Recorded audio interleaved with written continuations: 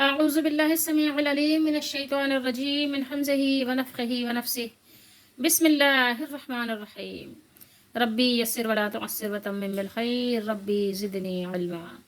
سأصرف عن آياتي الذين يتكبرون في الأرض بغير الحق وإن يروا كل آية لا يؤمنوا بها وإن يروا سبيل الرشد لا يتخذوه سبيلا وإن يروا سبيل الغي يتخذوه سبيلا ذلك بأنهم كذبوا بآياتنا وكانوا عنها غافلين والذين كذبوا بآياتنا ولقاء الآخرة حبطت أعمالهم هل يجزون إلا ما كانوا يعملون. دو آیات مبارکہ ہیں سورہ اعراف کی 89 پارہ ہے. اور جلد ہی میں اپنی نشانیوں سے ان لوگوں کو پھیر دوں گا. کیا پھیر دیا جائے گا؟ آنکھیں پلٹ دی جائیں گی. نگاہیں، وہ آنکھیں سر کی آنکھیں ہوں یا دل کی آنکھیں، پھیر دوں گا جو زمین میں ناحق تکبر کرتے ہیں. تکبر کرنا کسی کا حق نہیں ہے، اس لیے جو بھی تکبر کرے، جس طرح کا بھی تکبر کرے، جہاں بھی تکبر کرے، وہ تکبر اس کے لیے حق نہیں ہے اس کا کہ وہ تکبر کرے، بڑائی شیخی بگھارے. اور اگر وہ تمام نشانیاں دیکھ لیں تو بھی ان پر ایمان نہیں لائیں گے. اور اگر وہ ہدایت کی راہ دیکھ لیں، رشد و ہدایت ان کو نظر آ بھی جائے، وہ اس کو پہچان بھی لیں، تو کیا کریں گے؟ تو اسے اختیار نہیں کریں گے، تو اس کو قبول نہیں کریں گے. اور اگر وہ گمراہی کا راستہ دیکھ لیں، وَإِن يَرَوْا سَبِيلَ الْغَيِّ، بغاوت کا راستہ اگر ان کو نظر آ جائے تو کیا کریں گے؟ دوڑ کر وہاں چلے جائیں گے، تو اسے اختیار کر لیں گے، اس کو قبول کر لیں گے، اس کو پسند کر لیں گے، اس پر عمل کر لیں گے. سمجھ رہے ہیں بات کو؟ یہ اس لیے کہ انہوں نے ہماری نشانیوں کو جھٹلایا اور وہ ان سے غافل رہے. اور وہ لوگ جنہوں نے ہماری نشانیوں اور آخرت کی ملاقات کو جھٹلایا، ان کے عمل برباد ہو گئے. انہیں وہی بدلہ دیا جائے گا جو کچھ وہ کرتے رہے تھے. کہاں پر؟ دنیا میں. اسی لیے بریکٹ میں لکھا ہوا ہے.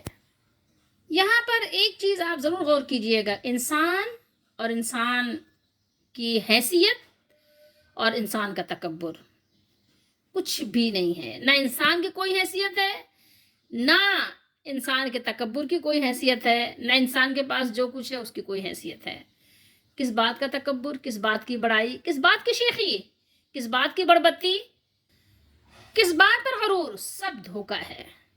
سمجھ رہے ہیں؟ یہ بات سمجھنے کی بہت مجھے اور آپ کو ضرورت ہے. یاد رکھیے، غرور و تکبر کرنے والے ہدایت سے محروم ہو جاتے ہیں. یہ بہت بڑا مرض ہے، بہت بڑی بیماری ہے. اس کو دور کرنا کسی کے بس کی بات نہیں ہے. اس کا علاج کسی ڈاکٹر کے پاس، کسی حکیم کے پاس نہیں ہے. کوئی طبیب اس کا علاج نہیں کر سکتا.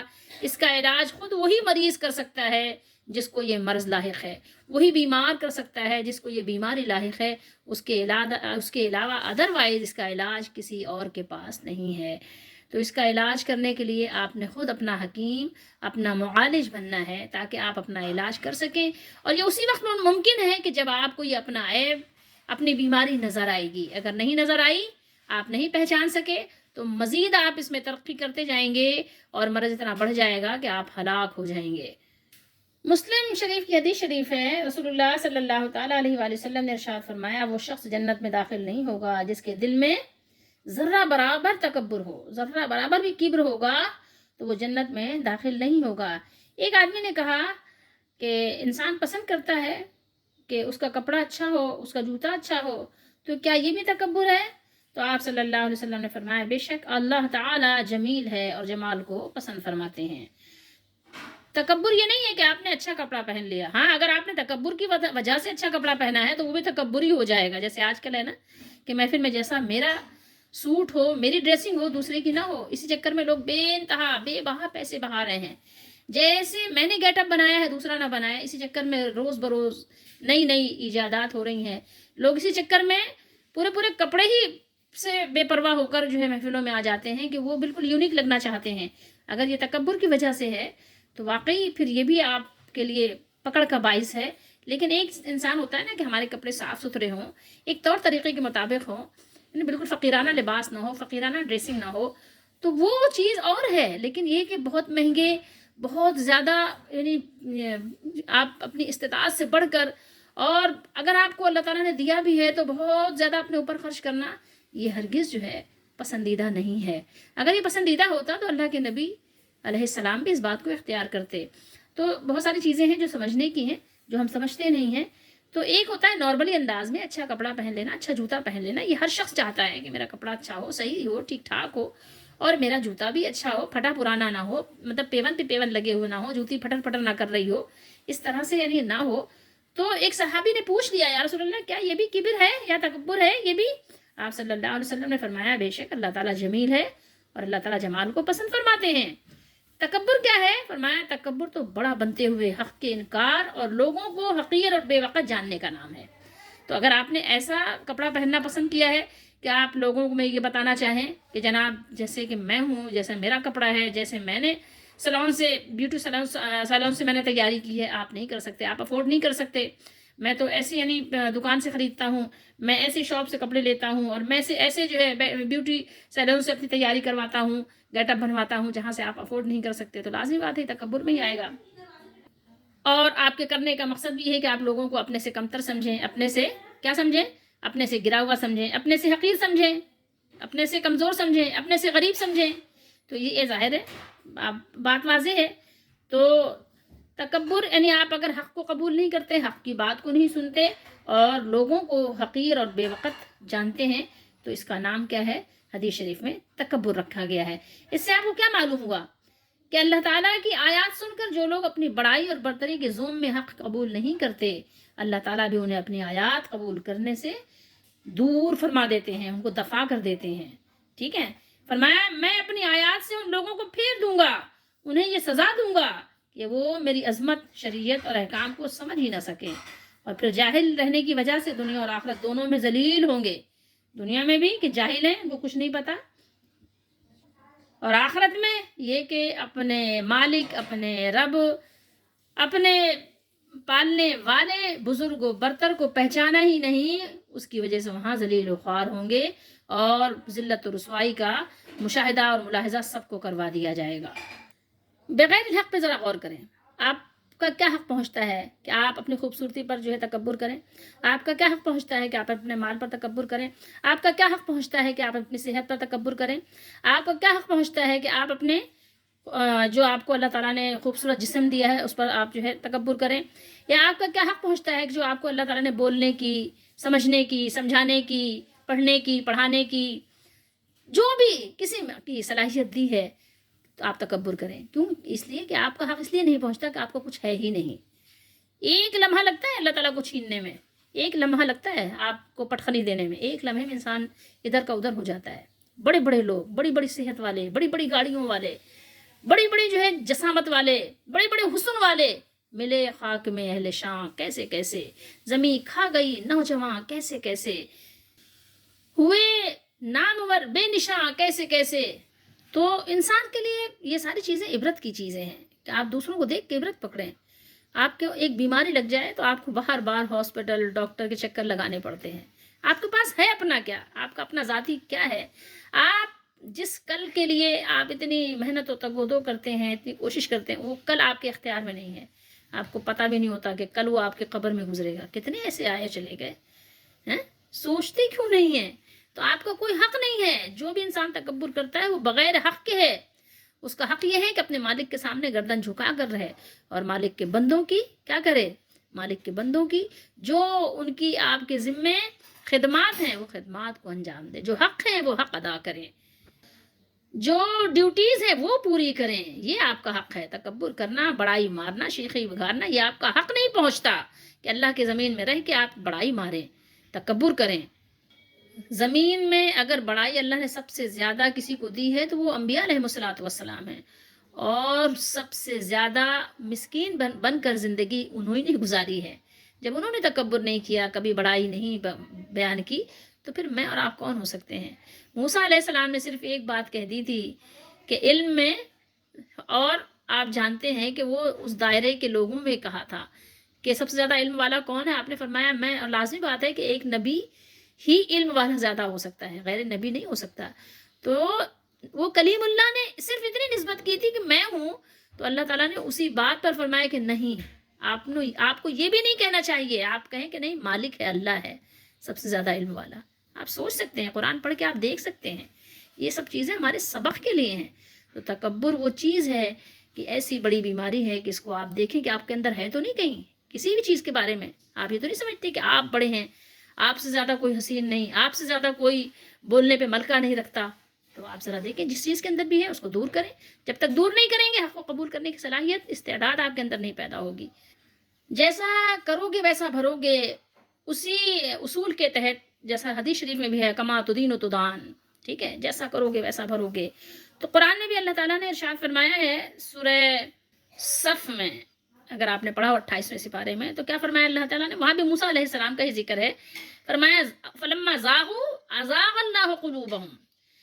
تو جب وہ ٹیڑھے ہو گئے، ٹھیک ہے، جب وہ ٹیڑھے ہو گئے نا، جب انہوں نے کجروی کی، ٹیڑھا راستہ اختیار کیا، ٹیڑھے پن کی دکھایا نبی کے سامنے، تو اللہ نے بھی ان کے دلوں کو ٹیڑھا کر دیا۔ اللہ نے کیا کیا؟ ازاغ اللہ قلوبہم، اللہ تعالیٰ نے ان کے دلوں کو ٹیڑھا کر دیا۔ ٹھیک ہے، جیسا کرو گے ویسا بھرو گے، ٹٹ فار ٹیٹ، ٹھیک ہے، جو کیا وہ ملا۔ اگر آپ غور کریں تو آپ کو معلوم ہوگا کہ یہاں ایک قاعدہ کلیہ بیان کیا جا رہا ہے کہ جو لوگ غرور و تکبر کی روش اختیار کرتے ہیں اور اپنی بڑائی کے گھمنڈ میں مست رہتے ہیں، اور انبیاء علیہ الصلوۃ والسلام کی اور رسول اللہ صلی اللہ علیہ وسلم کی سنت کو اختیار نہیں کرتے، اور رسولوں کی اطاعت کرنے میں اپنی کیا سمجھتے ہیں؟ توہین سمجھتے ہیں، شرم محسوس کرتے ہیں، تو اللہ تعالیٰ بطور سزا ایسے لوگوں کو کتاب الہی کے سمجھنے کی توفیق سے بھی محروم کر دیتے ہیں، اور وہ پھر اس چشمہ حیات سے کسی طرح بھی فائدہ نہیں اٹھا پاتے، مستفید نہیں ہو سکتے۔ مستفید کیوں نہیں ہو سکتے؟ اس لیے کہ آپ کو پتہ ہے نا کہ آپ کا جب مرض ہو اور آپ صرف دوا کھائیں اور پرہیز نہ کریں تو کیسے آپ کو فائدہ ہوگا؟ ڈاکٹر صاحب پھر آپ سے کیا کریں گے؟ معذرت کر لیں گے نا کہ نہیں جناب، اب آپ کا علاج نہیں ہو سکتا۔ یہی حال آپ سمجھ لیجئے کہ جب آپ نے سب دروازے بند ہی کر لیے تکبر کے ذریعے سے، تو پھر کیسے ہو سکتا ہے؟ آپ سمجھنے کی کوشش کریں، ٹھیک ہے؟ آپ سمجھ نہیں رہے بات کو، اس لیے یہاں بتا دیا کہ آپ جو بھی تکبر اور غرور کر رہے ہیں وہ بے وجہ ہے، اس کی کوئی وجہ نہیں ہے۔ آپ کے اندر کوئی بھی ایسی صلاحیت نہیں ہے کہ جس کی وجہ سے آپ کو کوئی حق پہنچتا ہو کہ ہاں جناب آپ اپنے آپ کو بڑا سمجھیں، ٹھیک ہے؟ آپ کو ہرگز یہ حق نہیں پہنچتا تھا کہ آپ اپنے آپ کو اتنا اونچا اور اتنا بڑا سمجھنے لگ جائیں، کہ اپنے آپ کو اتنا بڑا سمجھنے لگ جائیں کہ اللہ کی آیات کو ہی آپ ماننے سے انکار کر دیں، اللہ کی آیات پر عمل کرنے سے انکار کر دیں۔ آپ اپنی کمزوری پر رحم کھائیں، آپ اپنی کمزوری پر رحم کھائیں کہ اگر آپ کو ایک دن کھانا نہ ملے تو آپ حال سے بے حال ہو جاتے ہیں، کس بات کا تکبر ہے؟ سوچئے، پیٹ میں درد ہو جائے تو حال سے بے حال ہو جاتے ہیں، کس بات کا تکبر ہے؟ پانی میں بیٹھیں، کشتی ہلنے لگ جائے تو آپ حال سے بے حال ہو جاتے ہیں، جہاز میں بیٹھیں، جو ہوائی جہاز ہوتا ہے جو آپ کو لے کے پرواز کرتا ہے، اڑتا ہے، وہ اگر ہلنے لگ جائے تو آپ حال سے بے حال ہو جاتے ہیں، چیخو پکارا لگ جاتی ہے، پن ڈراپ سائلنٹ جو ہے خاموشی چھا جاتی ہے، اور یا تو ہا ہو کی جو ہے آہو بکا ہوتی ہے، لیکن اترتے ہیں تو پھر شیخی بکھارنے لگ جاتے ہیں، کہہ رہے یہ پائلٹ تھا کیا؟ پائلٹ نہیں تھا، بلکہ یہ تو ایسا لگ رہا تھا کہ جو ہے بنیا ہے کوئی بیٹھا ہوا ہے، اس کو تو جہاز چلانا ہی نہیں آتا تھا۔ اترتے ہیں تو شیخی بکھارتے ہیں، یہ نہیں کہتے کہ اللہ تعالیٰ نے خیر خیریت سے ہمیں نیچے اتار دیا، اس کا شکر ہے، اور پھر دوبارہ بھی تو آپ کے ساتھ یہ حادثہ پیش آ سکتا ہے۔ کس بات پہ آپ تکبر کر رہے ہیں؟ ہاتھ میں درد ہو جائے تو بے چین، آنکھوں میں درد ہو جائے تو بے چین، آنکھوں کی روشنی کمزور ہو جائے تو بے چین، چشمہ لگانے کے لیے بھاگے بھاگے پھرتے ہیں۔ کس بات کا تکبر ہے آپ کو؟ کس بات سے آپ نہیں مانتے اللہ کی کتاب کو؟ کس بات کی وجہ سے آپ عمل نہیں کرتے؟ کیا آپ کو یہ آپ کا پیسہ بچا لے گا؟ کیا آپ کی بڑی گاڑیاں آپ کے پاؤں کو سیف رکھیں گی؟ نہیں، سب بیکار ہو جائے گا، ویل چیئر پہ چلنے پہ مجبور ہو جائیں گے آپ کی ایسی حالت ہو جائے گی۔ سمجھتے کیوں نہیں ہیں؟ سمجھنے کا وقت ہے، اور سب سے زیادہ سمجھنے کی بات یہ ہے کہ اللہ کی کتاب کی طرف آئیں، قرآن کی طرف آئیں، اللہ کے رسول نے جو دعوت دی ہے اس دعوت کو قبول کریں، سنت کو اختیار کریں۔ وَإِن يَرَوْا كُلَّ آيَةٍ لَا يُؤْمِنُوا بِهَا۔ تو یہ ایسے نادان اور بے سمجھ لوگ ہو گئے ہیں کہ اگر یہ ساری نشانیاں بھی دیکھ لیں، جب بھی یہ ایمان نہیں لائیں گے، جب بھی حق کو قبول نہیں کریں گے، کیونکہ ان کے اور حق کے درمیان کیا حائل ہے؟ تکبر حائل ہے، غرور حائل ہے۔ ان کے جو دل کی آنکھ تھی وہ بھی بے نور ہو گئی، اور جو سر کی آنکھ ہے وہ بھی بے نور۔ تو اس کی کیفیت یہاں بیان کی جا رہی ہے کہ ہزار دلیلیں سنتے ہیں، بے شمار معجزے دیکھتے ہیں، لیکن پھر بھی ایمان نہیں لاتے۔ نیکی اور ہدایت کا راستہ جو نورانی قندیلوں سے زیادہ جگمگا رہا ہے، جو آپ کے ڈرائنگ روم میں قمقمے لگے ہیں، اور جو فانوس لگے ہیں، جو کرسٹل لگے ہیں، جو چمک رہے ہیں، ان سے زیادہ یہ جو حقیقت کا راستہ ہے، حق کا راستہ ہے، شریعت کا راستہ ہے، اس سے زیادہ جگمگا رہا ہے، روشن ہے، چمکدار ہے، لیکن پھر بھی اس پر چلنے کے لیے کیا ہے، تیار نہیں ہیں، نظر ہی نہیں آ رہا ان کو، ان کے لیے اندھیریاں اجالا سب برابر ہو چکے ہیں۔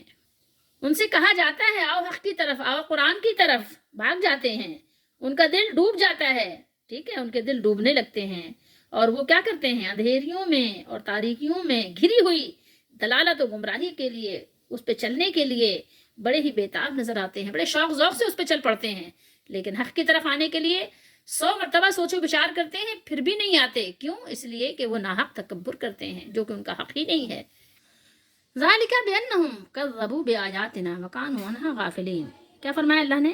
یہ اس لیے کہ انہوں نے ہماری آیات کو جھٹلایا، اور صرف جھٹلایا نہیں بلکہ دل کی گہرائیوں سے اس کو جھٹلا دیا، اس کی تکذیب کر دی، اور وہ غافل ہی رہے اور وہ غفلت ہی کرتے رہے۔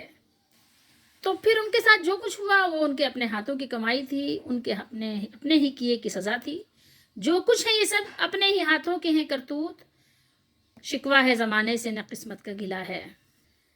دیکھے ہیں یہ دن اپنی ہی غفلت کی بدولت، سچ ہے کہ برے کام کا انجام برا ہے۔ جب اللہ تعالیٰ نے موسیٰ علیہ السلام کو لوح الواح کی شکل میں تختیاں دی تھیں، اور اس میں سب کچھ اللہ تعالیٰ نے بیان کر دیا تھا ان کے عمل کے لیے، اور انہوں نے کیا کیا اس کے جواب میں؟ اس سے رخ پھیر لیا، تو وہ لوگ اللہ تعالیٰ نے فرما دیا کہ جو بے انصاف ہیں اور حق پرست نہیں ہیں، ان کے دل میں پھیر دوں گا، وہ اس پر عمل نہیں کریں گے۔ سمجھ رہے ہیں بات کو؟ تو یہ سب کچھ کیا تھا؟ یہ سزائیں سب ان کے اپنے کیے کی تھیں۔ جان لیجئے کہ اس حقیقت کو ایک بار پھر واضح کر دیا کہ آیات الہی کی جان بوجھ کر تکذیب اور ان کی طرف سے جان بوجھ کر غفلت، بے پرواہی انسان کی ابدی بربادی، شقاوت کا باعث بن جاتی ہے۔ یہاں پر بنی اسرائیل کو تنبیہ کی جا رہی ہے کہ کان کھول کر ہمارا اٹل قانون سن لو، اللہ کا اٹل قانون سن لو۔ بنی اسرائیل تو سن لیں، لیکن امت محمدیہ صلی اللہ علیہ وسلم بھی سن لیں کہ قرآن میں بھی اللہ تعالیٰ نے ان کا جو بیان کیا ہے وہ میرے اور آپ کے سبق کے لیے کیا ہے۔ تم سے پہلے جو قومیں تباہ و برباد کر دی گئیں، اس کی وجہ یہ تھی کہ انہوں نے غرور و تکبر کیا تھا، اور اسی تکبر کے، غرور کے نشے میں مست و مخمور ہو کر انہوں نے نبیوں کو، اللہ کے رسولوں کو جھٹلا دیا، اللہ کی کتابوں کو پسے پشت ڈال دیا، اللہ کی آیات کی طرف بے التفاتی کی، تو اللہ نے ہدایت قبول کرنے کی صلاحیت ان سے چھین لی۔ اگر تم نے بھی انہی کی طرح، انہی کے طریقے سے روش راستہ اختیار کیا، اور تورات کے اور قرآن کے یا اللہ کی کتاب کے، رسول اللہ صلی اللہ علیہ وسلم کی سنت کو اپنے دل سے نہ لگایا، اپنے دل میں نہ بسایا، اپنی زندگی میں اس کو نہ اپنایا، تو یاد رکھو کہ تمہارا انجام بھی وہی ہوگا جو تم سے پہلے لوگوں کا ہوا ہے، جو بنی اسرائیل سے پہلے کے لوگوں کا ہوا ہے، جو بنی اسرائیل کے لوگوں کا ہوا ہے۔ یاد رکھو اے امت محمدیہ صلی اللہ علیہ وآلہ وسلم، اللہ تعالیٰ کے اس قانون کو یاد رکھو کہ اللہ تعالیٰ نے آپ کو کوئی استثناء نہیں دی ہے کہ اگر آپ اللہ کی کتاب قرآن پر عمل نہیں کرو گے تو آپ کو استثناء حاصل ہے، آپ اس سے مستثنیٰ ہو، نہیں ہو، بالکل بھی نہیں ہو، ہرگز بھی نہیں ہو۔ دیکھو تمہیں تنبیہ کر دی گئی، تمہیں آگاہ کر دیا گیا، تمہیں خبردار کر دیا گیا کہ دیکھو ہوش و گوش سے کام لو، اور اللہ کے نبی صلی اللہ علیہ وسلم کی باتوں کو پڑھو، اور اب بتایا جائے تو سنو، اور چشم دل سے اس کو قبول کرو، اور رسول اللہ صلی اللہ علیہ وسلم کے اسوہ حسنہ کا مشاہدہ بھی کرو، اور اس کو اپنی زندگی کا شیوا بھی بنا لو، تاکہ وہ اس نعمت عظمیٰ سے کما حقہ تم فائدہ اٹھا سکو، جس کے لیے رسول اللہ صلی اللہ علیہ وسلم تشریف لائے، جس کے لیے قرآن آیا، تم پورے طریقے سے فائدہ اٹھا سکو، اس چشمے صافی سے اپنے آپ کو صاف ستھرا کر سکو، فیضیاب کر سکو، ورنہ ایسا نہ ہو کہ اپنے علم و دانش پر اترا کر رسول اللہ صلی اللہ علیہ وسلم کی شریعت کو چھوڑ دو، سنت کو چھوڑ دو، کتاب اللہ کو چھوڑ دو، کہ تمہارے پاس سائنس ہے، ٹیکنالوجی ہے، تم بہت ترقی یافتہ ہو، تو اپنے ترقی یافتہ ہونے پہ اترانا نہیں، اپنے سائنس پر اترانا نہیں، یہ سائنس کی ساری ٹیکنالوجی تمہاری دھری کی دھری رہ جائے گی، یہ تمہارا سب تیاں پانچا ہو جائے گا، یاد رکھنا، ٹھیک ہے؟ رسول اللہ صلی اللہ علیہ وسلم کی سنت کو نظر انداز نہ کرنا، قرآن کو نظر انداز نہ کرنا۔ اگر تم نے ایسا کیا تو جیسے ان کو برباد کیا گیا تھا، ان کو سزا دی گئی تھی، ویسے ہی وہی سزا تم کو بھی دی جائے گی، ٹھیک ہے؟ جو تم سے پہلے نافرمان قوموں کو دی گئی تھی، تو اس سزا کے لیے تیار ہو؟ نہیں۔ اللہ تعالیٰ ہم آپ سے توبہ کرتے ہیں، آپ ہمیں معاف کر دیں۔ ہم بے شک ترجیح دیتے ہیں، ہم ہر چیز پر فوقیت دیتے ہیں، پرائرٹی دیتے ہیں قرآن و سنت کو۔ اگر کبھی عمل میں کوتاہی ہو جائے تو مولا ہم آپ سے معافی کے درخواست گزار ہیں، آپ ہمیں معاف کر دیں اور ہمارے عیبوں کو چھپا لیں۔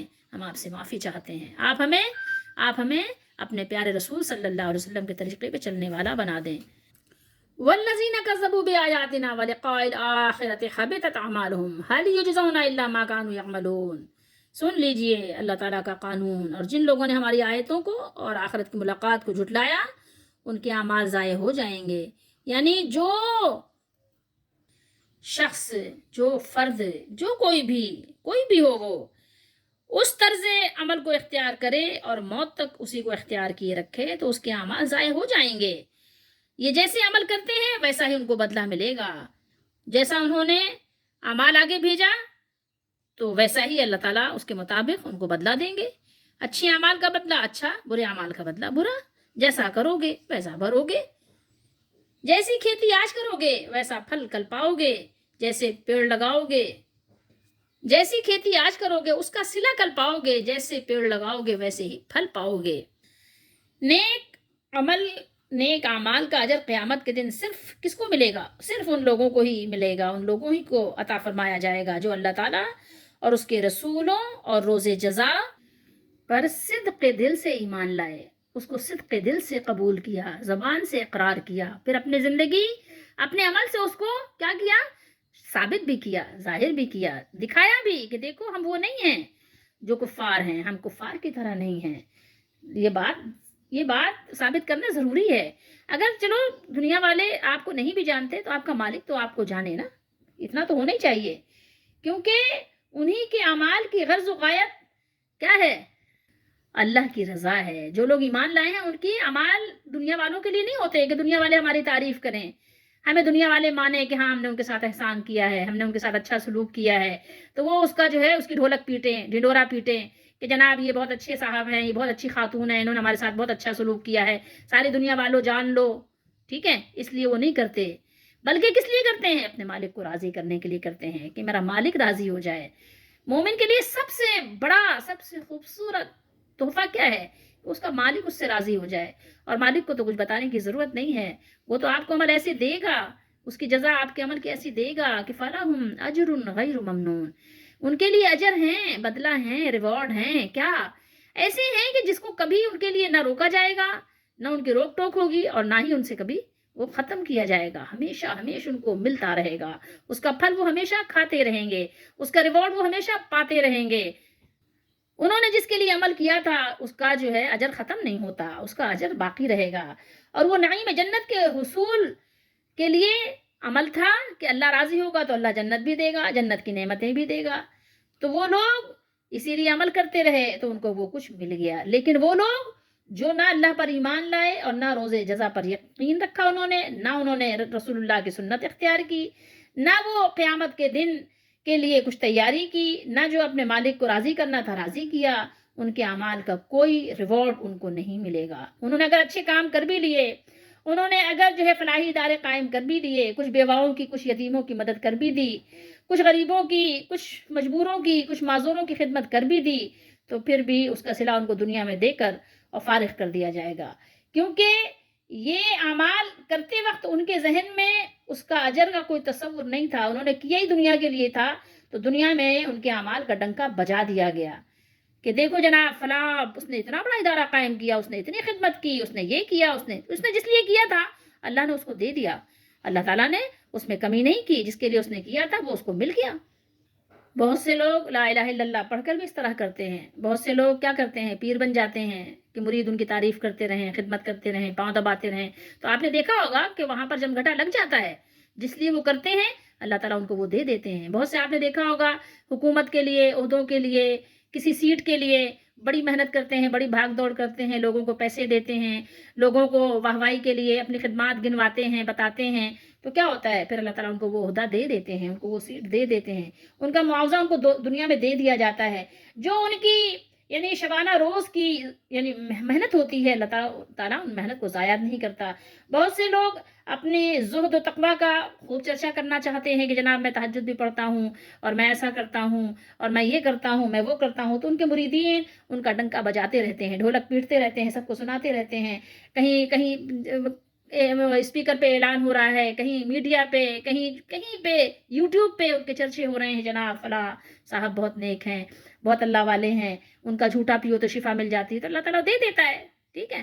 تو جاؤ، تم نے جس لیے کیا تھا تو تمہاری کوشش جو ہے وہ ناکام نہیں ہوگی، جس کے لیے جو کیا تھا وہ تمہیں مل جائے گا، مل کر رہے گا۔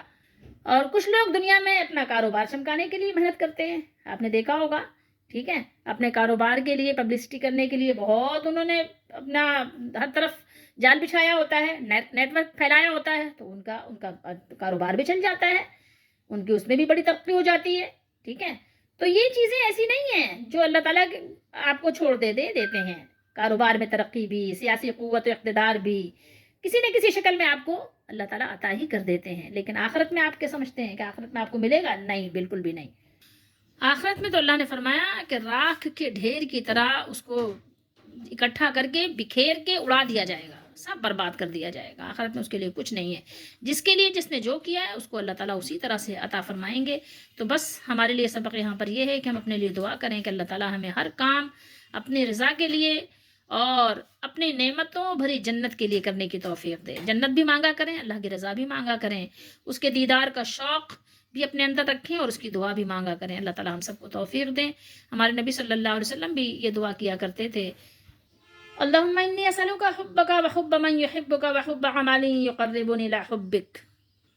اے اللہ، اے میرے مالک، میں آپ سے آپ کی محبت کا سوال کرتا ہوں اور اس کی محبت کا جو آپ سے محبت کرتا ہے، یعنی مجھے آپ اپنی بھی محبت دیجئے اور ان لوگوں کی بھی محبت دیجئے جو آپ سے محبت کرتے ہیں، اور اس عمل کی محبت کا جو مجھے آپ کی محبت کے قریب کر دے، یعنی میں ایسے عمل کروں کہ جس کی وجہ سے میں آپ کا محبوب بن جاؤں، آپ بھی مجھ سے محبت کرنے لگ جائیں۔ تو ہمیں یہ دعا بھی کرنی چاہیے اور اللہ تعالیٰ کی محبت بھی مانگنی چاہیے، اس کی ملاقات کا شوق بھی رکھنا چاہیے۔ پچھلی آیات میں بھی ہم نے پڑھا تھا اور یہاں بھی دیکھیے یہ بات ہے، وَلِقَاءِ الْآخِرَةِ، کیا ہے؟ انہوں نے آیات کو جھٹلا بھی دیا اور آخرت کی ملاقات کو بھی جھٹلا دیا۔ تو اللہ تعالیٰ ہم سب کو جھٹلانے والوں سے بچائے، ان کی صحبت سے بھی بچائے۔ تو بہرحال اللہ تعالیٰ کی یہ آیات ہیں جو ہمیں ہدایات دے رہی ہیں، ہمیں راستہ دکھا رہی ہیں، ہمیں غفلت سے بیدار کر رہی ہیں۔ اللہ تعالیٰ ہم سب کو سمجھ بوجھ شعور عطا فرمائیں تو ہم آخرت کے لیے کام کرنے والے بن جائیں، اللہ کے لیے کام کرنے والے بن جائیں۔ دنیا میں ناموری کے لیے، شہرت کے لیے، دنیا میں واہواہی کے لیے کام کرنا اگر آپ نے کیا تو کیا کیا؟ کچھ بھی نہیں۔ بس وما توفیق الا باللہ، اللہ سے توفیق مانگیں، اور بے شک ہدایت بھی اسی کی ذات سے وابستہ ہے۔ وہ اگر آپ سے راضی ہو گیا تو ہدایت کوئی آپ سے پھر لے نہیں سکتا، لیکن اگر اسی کو آپ نے ناراض کر دیا تو بس پھر تو بیڑا ہی غرق ہو گیا۔ اللہ تعالیٰ ہم سب کو دونوں جہان کی کامیابی، عزت، اپنی رحمت، برکتیں، خیر عطا فرمائیں، ہر طرح کی محرومی سے بچائیں۔